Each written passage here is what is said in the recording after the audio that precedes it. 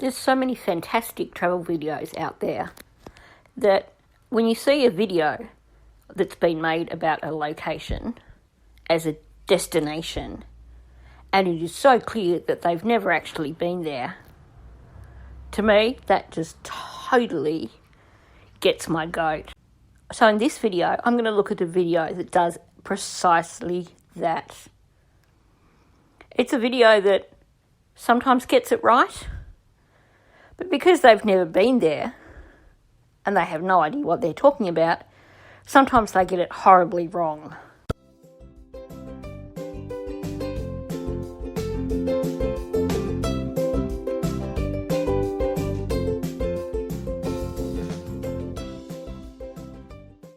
So this video is a top 10 of places to see in Hobart, Tasmania. I'm going to work through it bit by bit. Some bits I'm just going to add a few observations by someone who used to live there and actually knows the area because I've been there.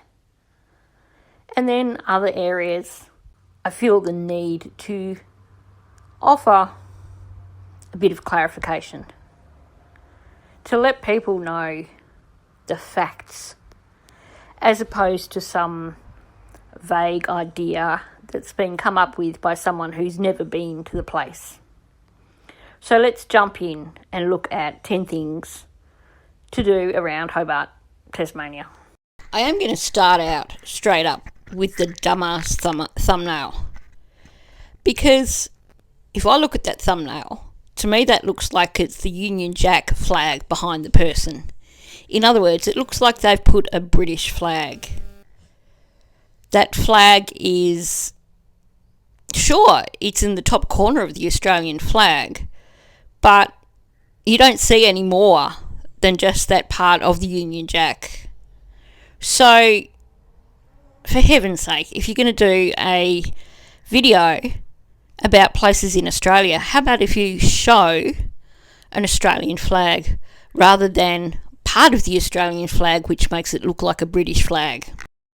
In this video, we're going to explore the top 10 things to do in Hobart. Just an observation, if you're going to do a video about a location, try and spell it right first. Hobart is the capital city of the Australian state of Tasmania, located in the southernmost part of the country. With a population of just over 240,000, Hobart is a relatively small city that offers a charming mix of historic and modern attractions. The city is nestled on the banks of the Derwent River and is surrounded by beautiful natural scenery, including Mount Wellington, which provides stunning views over the city and surrounding landscape. So let's get started. 10. Visit the Museum of Old and New Art. Visiting the Museum of Old and New Art in Hobart, Australia is a must for art lovers and culture enthusiasts. It features a diverse collection of contemporary and ancient art that challenges conventions and pushes boundaries. The museum's unconventional approach to exhibiting art and interactive installations create a unique and immersive experience that captivates visitors. Additionally, Mona's stunning location on the banks of the Derwent River and its architecture make for a memorable visit. So, as a Tasmanian, when I first started checking out this video, it got my seal of approval because he got it right. Mona is a good place to visit. There's a lot of negative hype about Mona, but you can choose which installations you go into. Each of the big installations like that are in separate rooms. So if you've heard negative stuff about Mona, just ignore it. Go check the place out and you can choose where you go. And there is some really phenomenal artwork there and some really phenomenal installations to see. So actually I agree with him on this first point. So off to a good start. 9. Take a stroll along Salamanca Place. Salamanca Place is a must-visit destination in Hobart, Australia. The historic cobblestone street is lined with charming sandstone warehouses that have been converted into art galleries, boutique shops, and restaurants. It's a great place to take a leisurely stroll, admire the beautiful architecture, and explore the local arts and culture scene. From live music to bustling markets, Salamanca Place offers something for everyone. and is the perfect place to soak up the vibrant atmosphere of Hobart. Spoken like someone who's basically looked on a website for a location and pretty much just copied the information they've found there without actually knowing much about the place themselves. So let's address a few things. Okay, it is not a cobblestone street. It is paved. Okay, it has pavers. That's not the same as cobblestones. Cobblestones, for me, or for Australians, brings to mind the idea of it being an old-fashioned street that hasn't been properly sealed. But trust me, Salamanca Place is thoroughly sealed. It's just that instead of using asphalt, they used pavers. Now, he obviously, as someone who hasn't been there, encourages people to go and check out the boutiques and the stores and yada yada yada. If you've never been there, you might get caught out unless you know that Salamanca Place is very, very touristy. In other words, if you go to Salamanca Place during the week and you go to the various little boutique stores and everything, you are going to pay through the nose. You're going to pay way more there in those little boutique shops for things that you can find similar items of elsewhere. And in fact, unless you're willing to go and spend a lot of money on boutique Tasmanian items, then you're better off either going to the Salamanca market on the weekends or going to some of the less touristy destinations in Hobart or Tasmania and buying similar items. Okay, live music. You're not going to be finding live music just out in the middle of the street in Salamanca Place. Let's just clarify that. The reference to live music would have to be if you went to one of the pubs that was along Salamanca Place, or if you went to the market on a Saturday, in which case you would hear live music. You are not going to just hear live music randomly out in the street at Salamanca Place on a weekday, which is when the market is not on. So, talking about the market, he talks about you go to Salamanca and you can find a market. Yes, you can, but only on Saturdays. And he actually put that as a separate point in this video, so I won't address that further just here. But just a few important points. So, technically, he's not wrong, but it's ignorance, basically, and giving half the picture for people. 8. Explore Mount Wellington. Visiting Mount Wellington in Hobart, Australia is a must-do experience for nature enthusiasts and adventure seekers. The towering mountain offers stunning panoramic views of the city and surrounding landscape, and hiking to the summit is a popular activity for fitness enthusiasts. Even for those who prefer a more leisurely experience, driving to the top is a scenic experience that is worth the trip. The fresh mountain air and breathtaking vistas make Mount Wellington an unforgettable part of any trip to Hobart. And spoken like an utter twat. So, a bit of clarification. Yes, definitely. If you go to Hobart and you have access to a vehicle, then you really should go try and get to the top of Mount Wellington. The view is pretty stunning. But let's clarify things. First of all, yes, you can go hiking on Mount Wellington. And you can go to the summit of Mount Wellington and see some pretty amazing views. But for the most part, those two things are pretty much mutually exclusive. See, the thing is, to get to the top of Mount Wellington, it's quite a steep climb for starters. Now, if you're planning on hiking, then you're going to leave from somewhere like the end of Lennon Valley Road, or perhaps Ferntree, or perhaps from the Springs, which is halfway up the mountain. But you're not going to hike from the bottom to the top for a few reasons. First of all, it would take more than a day. You'd have to be a serious hiker to do that, and it is rough terrain. It is bushy, and it's not for the faint of heart. And in terms of hiking to the summit, once a year there is like a fun run thing where it's called Point to Pinnacle, and people go from West Point up to the top of Mount Wellington. It's a challenge for people. People train to do that. Because, the thing is, the road to the summit is windy. It snakes back and forth. You're not going to hike up that road.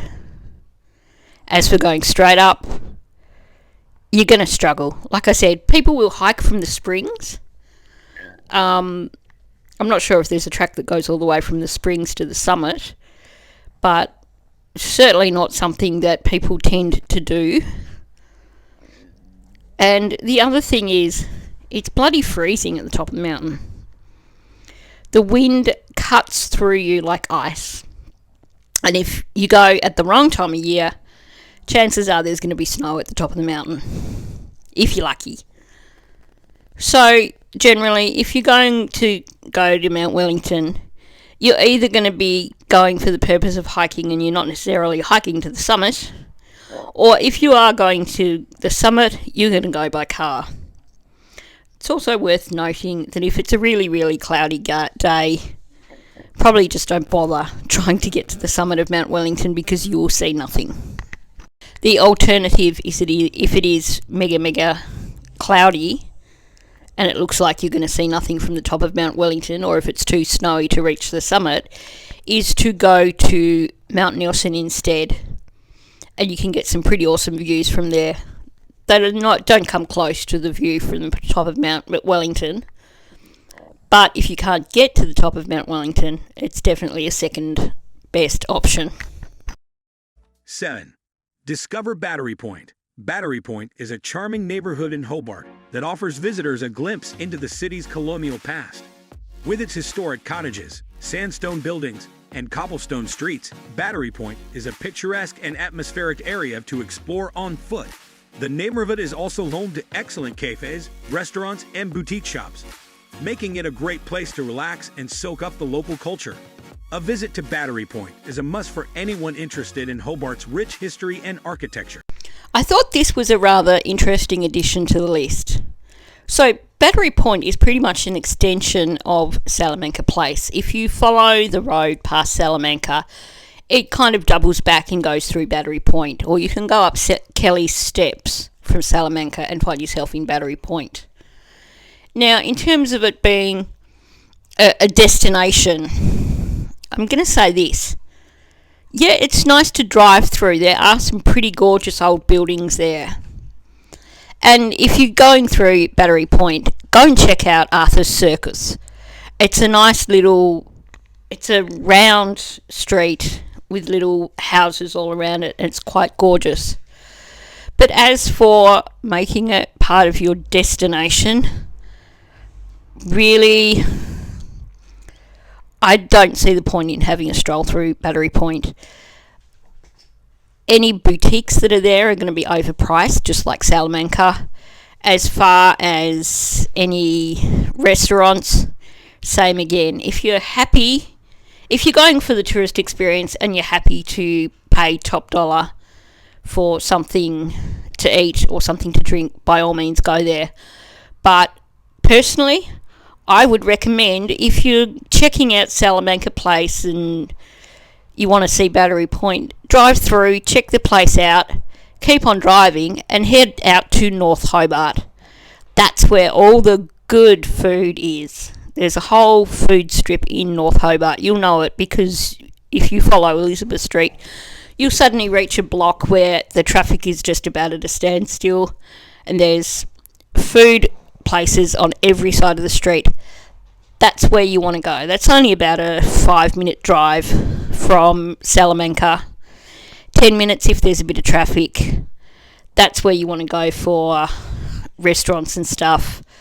Don't waste your time going to expensive food places at Battery Point or Salamanca, unless that's your thing and you do quite enjoy eating in places that are a little bit more upmarket. In terms of the architecture, as far as strolling around to check it out, like I said, I would just drive through, head out to Richmond instead and look at some of the beautiful old buildings there. Or if you've got time for a longer drive, head up to Ross or Oatlands, up through the Midlands. It takes a bit longer. From Hobart, it'll take you probably about an hour to get to Oatlands, and maybe another half hour after that to get to Ross. I'm not sure from memory, but that's where you want to go for gorgeous old buildings. Richmond, Oatlands, Ross. Battery Point, yeah, have a look, drive through, but strolling through, yeah, whatever. 6. Visit the Tasmania Museum and Art Gallery. Visiting the Tasmania Museum and Art Gallery in Hobart, Australia is a must for anyone interested in the history, culture, and natural environment of Tasmania. With a collection of over 1.5 million items, the museum showcases the unique and diverse stories of Tasmania, from its indigenous history to its colonial past and contemporary culture. The art gallery features works by Tasmanian and Australian artists, including contemporary art, decorative arts, and historical paintings. It's a great way to learn and appreciate the rich heritage of Tasmania. I've made plenty of trips to the museum, and yeah, it's not a bad place to go. If you are interested in learning a little bit more about Tasmania and a little bit more about Tasmania history, then go check it out. But let's just get one thing clear. It's actually quite small in terms of museums. While they're talking about the size of the collection, whatever that huge number was that he said, I think that refers to a lot of things, like if you're looking at the room that had coin collections, then obviously that's going to jump the numbers up quite a bit. So check out the museum if you're into museums, and if you are specifically interested in finding out a little bit about Tasmania, Tasmanian history, but don't expect it to be something humongous. It is somewhat understated, I guess, if you compare it to other museums in other locations around Australia. 5. Taste the local produce at the Salamanca Market. Visiting the Salamanca Market in Hobart, Australia is a must-do for anyone interested in experiencing Tasmania's unique local culture and produce. This bustling outdoor market offers a vibrant and diverse array of locally made goods, including fresh produce, artisanal food, crafts, and souvenirs. The market is held every Saturday, and its lively atmosphere and charming setting make it a perfect place to mingle with locals, try new foods, and find unique souvenirs to take home. Okay, this is one that he did get right. If you go to Tassie and you're in the Hobart area, then you need to try and make sure that you are there on a Saturday so you can go to the Salamanca Market. But here's a few important things to know. This is tips coming from a local. Unless you go there quite early in the day, you're going to have an absolute bugger of a time finding anywhere to park anywhere near the market, for starters. Also, it's going to be so crowded that you're going to find it hard to get around at any decent rate, and you're just going to get frazzled with the crowds. So if you do go to Salamanca, then I highly recommend going as early as possible, or looking for some of the bus services that are available that will allow you to go there directly by bus and you don't have to mess around with parking. If you're okay with strolling through massive crowds, then by all means go there through the day, because it is a great place to grab a bite to eat. There are some really, really yummy food stalls there. And as someone who grew up in Tassie, before it became impossible to find parking there, it used to be a tradition in my family, at least, to go to Salamanca Market on a Saturday morning, and you stop and you grab your lunch and then you head off and go and do the rest of your day. And it's not uncommon for a lot of people in Hobart to do that, and it's a place where you're bound to run into someone you know if you are from Hobart. So, it's popular with locals and with tourists. That said, don't expect to find bargains at Salamanca Market. It does have more and more of a boutique style each year. So when you're buying fancy Tasmanian produce or handcrafted items, you can expect to pay top dollar for them. That said, a lot of the stalls do also offer samples. So you can go to Salamanca and have a great time without spending very much money. And go around and sample the various things that are on offer. Maybe buy yourself something yummy for lunch. But just be aware, if you're driving, you want to go as early as possible. If you can get a bus in, then look that up and go with that option.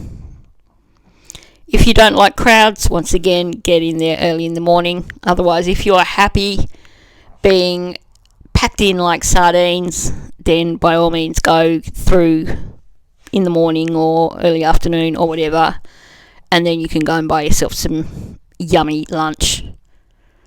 Of course, if you go early enough, you can buy yourself breakfast. 4. Take a ferry to Bruny Island. You should definitely take a ferry to Bruny Island from Hobart. Okay, Bruny Island is definitely a must, but let's clarify a few things. First of all, those first images you saw, the first one was Port Arthur. Nowhere near Bruny Island. It's on the peninsula, it's not even in the right direction. Also, after the Port Arthur image was the Tasman Arch, I believe. Either way, that's not at Bruny Island. Nor is that river or creek or whatever it was that they showed. Those first three images have nothing to do with Bruny Island. Of course, had they actually been to Bruny Island, they would be aware of that. Now, given that this video is things to do in Hobart, let's just make it clear, Bruny Island is not in Hobart. Bruny Island is way out of Hobart. You have to drive down to Margate, which I think is probably about a 40-minute drive, don't quote me on that. And then you have to catch a ferry from Margate over to Bruny Island. The ferry is one where you can take your car or you can go as a pedestrian. If you're going over without your car, you're going to struggle to enjoy yourself on Bruny Island. You really need to go there with a car so you can drive around and see the sights. So it's not just a little island off the side of Hobart. There is a little bit involved in getting there. That said, definitely it's a fantastic place to go to. Highly recommended, and if it's in your budget, I would recommend going and staying for a few days and really taking the Bruny Island experience. For an unforgettable experience. This island is a wildlife sanctuary that boasts stunning natural beauty, rugged coastlines, and unspoiled beaches. Visitors can indulge in local delicacies, such as cheese, oysters, and wine, while taking in the breathtaking scenery. It's a perfect destination for those looking for adventure, relaxation, or a romantic getaway. 3. Walk around the Royal Tasmanian Botanical Gardens. Visiting the Royal Tasmanian Botanical Gardens is a must-do when in Hobart. The gardens offer a peaceful escape from the hustle and bustle of the city, with stunning landscapes and a wide variety of plants to explore. You can take a leisurely stroll through the various themed sections, including the Japanese garden and the conservatory, or enjoy a picnic on the lawns. The gardens also host regular events and exhibitions, making it a dynamic and enjoyable destination year-round. Now, he did actually get that one right. The Botanical Gardens is definitely a beautiful place to go to if you love being outdoors and if you love gardens. From memory, it is one of the oldest botanical gardens in Australia, and it is quite huge. You could easily spend an entire day there just wandering around the gardens. You could quite happily spend time just sitting on the lawns there. And yes, you could take a picnic. There's plenty of spots where you could stop and have a picnic. There is seating, there's gazebos, there's all sorts of things like that. There is also, however, a restaurant, which now I haven't been there in years, but it used to be quite reasonably priced, and there is also a cafeteria, and there's gift shops there as well. So I highly recommend the Botanical Gardens, and if you are headed to the Botanical Gardens, or if you're thinking of heading to the Botanical Gardens, it's probably worth doing a Google first to see if there are any events on at the time, because some of the events that are run at the Botanical Gardens are pretty awesome and worth attending, especially in summer when they do things like their plays in the gardens. 2. Explore the historic Cascade Brewery. Visiting the Cascade Brewery in Hobart, Australia is a must-do for beer lovers and history buffs alike. Established in 1824, it is one of Australia's oldest breweries and offers guided tours and tastings in a picturesque setting. You can learn about the brewery's rich history, explore the brewing process, and sample a range of delicious beers, including the famous Cascade Pale Ale. With stunning views of Mount Wellington, it's a great way to spend an afternoon in Hobart. Okay, this is not something that I personally can comment on, but I will say that going to Cascades for a meal is something that is actually quite popular with locals because the food there is apparently quite good. So, something to keep in mind, and perhaps it is a good thing to do, go on a tour of Cascades and then enjoy a meal there. There is also a lovely park just near Cascades called Cascade Gardens, which is a lovely place to go to for a picnic in the warmer months, of course. 1. Visit Port Arthur Historic Site. You should visit the Port Arthur Historic Site in Hobart, Australia, to discover and learn about Tasmania's colonial history.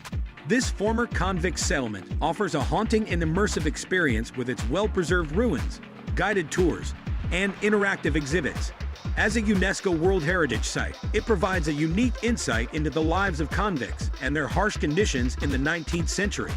It is a must-visit destination for history buffs and those seeking a deeper understanding of Australia's past. While I will recommend Port Arthur as a place to go and check out, and it is a bit costly to get in apparently, but trust me, as someone who's been there, it's worth spending the money, and you will find yourself spending pretty much an entire day there just checking it out. But let's just get one thing clear. Port Arthur is not Hobart. It's not a thing to do in Hobart. Port Arthur, as I said, is down the Tasman Peninsula, so you're looking at probably an hour's drive from Hobart. So it's not even Greater Hobart. You have to go over to the eastern shore for starters, and then all the way across to the Tasman Peninsula and down that way. So, yeah, had he actually been to Tasmania, he would know that this is not a thing in Hobart. It is somewhere south of Hobart. Anyway, so thanks for listening to this video. I do apologise for being somewhat scathing, but like I said, I get frustrated when I come across these videos that have been made by people who decide that they're just going to make a bit of money out of looking at websites online and doing videos about places that they've never been to and they have absolutely no understanding of. So, hopefully I've clarified a few things here, and also given people a bit more insight into what you can do around Hobart and further out from Hobart. So thanks for listening. If you've liked my video, please hit the like button. Please also subscribe and leave a comment below. Have you been to Hobart? Do you live in Tassie? What are your thoughts on this video?